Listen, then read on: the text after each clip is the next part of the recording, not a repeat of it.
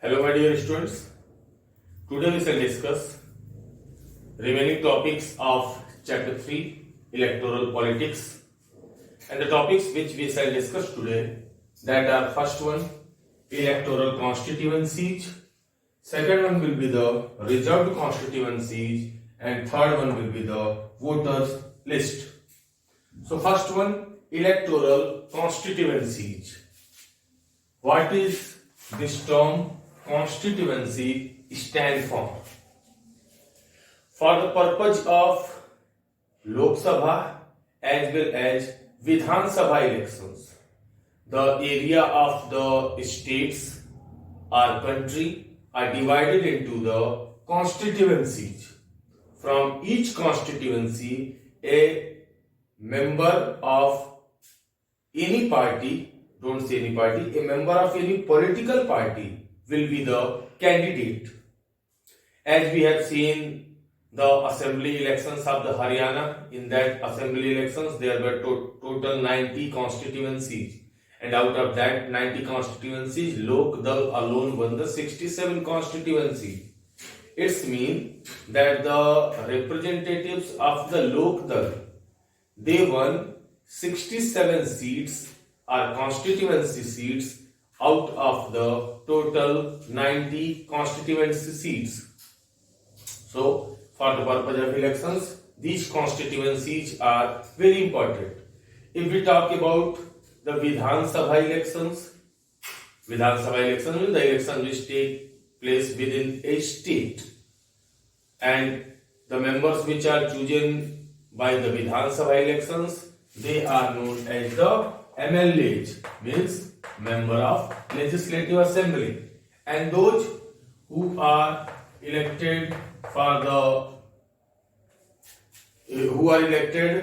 the elections of the Lok Sabha, they are known as the MP. Yes.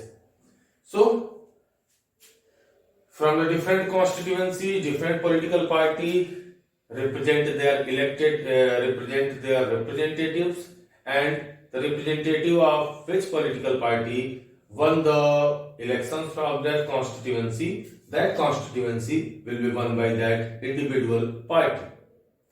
So here we are discussing mostly about the Lok Sabha elections, means the elections which take place within the country. So according to the Indian Constitution, there are total 550 Lok Sabha seats, and from that seats, any individual can be the representative.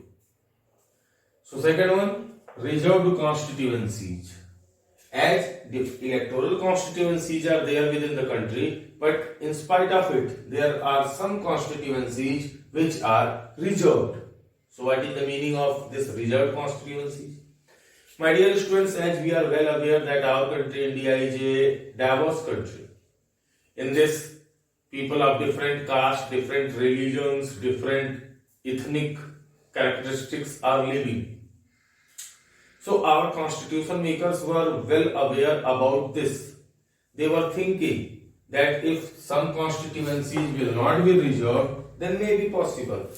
Every time the candidate of any specific party will be elected as the leader, and if a single candidate or a candidate from any special group will be elected for a long time, it will not be a just thing. That's why for different communities, some seats are reserved, or some constituencies are there where seats are reserved. Mostly this happens in case of the SC and the ST. Yes. According to the Indian Constitution, we are talking about the Lok Sabha. In the Lok Sabha elections, 84 seats are reserved for the SCs and 47 seats are reserved for the STs.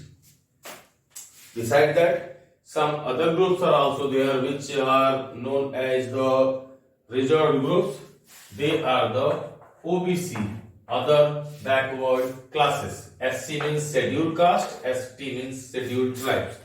So why these seats are reserved for these individuals? Some seats are reserved for these individuals, so that from that seat any member of the SC or any member of the ST or the OBC can contest in the elections. So it is obvious when all the members will be either of the SC or the ST or the OBC, then only any one of them will win the elections. So very easily or in a better way they can represent their community. Next one is the voter list. As the dates of the elections are being announced by the Election Commission, the first thing which is done, that is the preparation of the voter list. As we are knowing, in our country universal adult suffrage is there, and as a result of that, all the people who are of the 18 or above 18, they all have right to vote.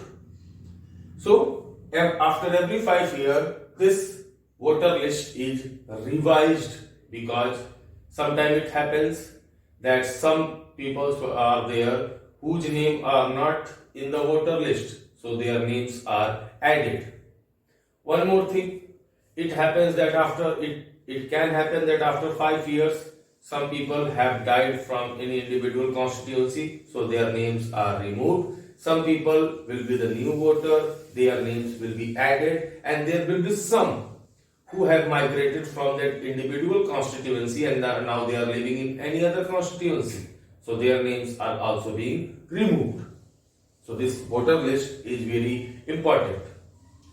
The people whose name are in the voter list by the Election Commission of India, they got a special card which is also known as the voter ID card. In that voter ID card, their photograph will be there, and when they are going to cast their votes, at that time they have to present that voter ID card in front of the nearby official. Sometimes it happens that there are few people who are not having the voter card. In that case, no problem, their name should be there in the voter list only. Besides that, they can show any type of the identity proof like the Aadhaar card, driving license, or BPL, APL, or any other ration card. So this was all about these three. In the next video class, we shall discuss some other points of this chapter. Till that time, bye bye.